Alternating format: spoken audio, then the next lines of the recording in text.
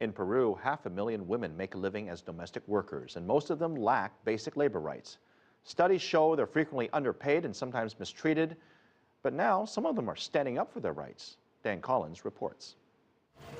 Every morning in Lima, tens of thousands of women commute to work, leaving their own homes for someone else's. It's part of everyday life here, as in cities across the continent. Go into any middle-class household in Peru and there'll be a maid cooking, cleaning, or looking after the children. It's such a familiar part of domestic life, in fact, that they're often taken for granted. Despite its responsibilities, the work is often undervalued and financially under-rewarded. Training to be a maid is virtually unheard of in Peru, except for here at La Casa de Panchita, an organization dedicated to helping domestic workers.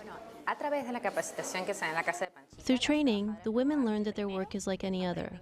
If you're well prepared to be a domestic worker, you're responsible and you have the necessary skills, you can demand a wage which corresponds with your ability and professional profile. The organization also runs an employment agency for the workers, but only charges the clients for the service. Other employment agencies don't comply with the domestic workers law, so the employees have no social benefits. No holidays, no pension contributions, bonuses, or written contract.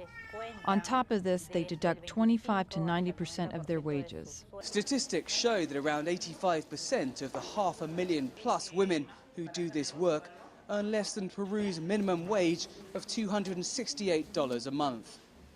Unions are pushing the government to ratify the International Labour Organization's Convention 189, which sets out minimum standards for domestic workers.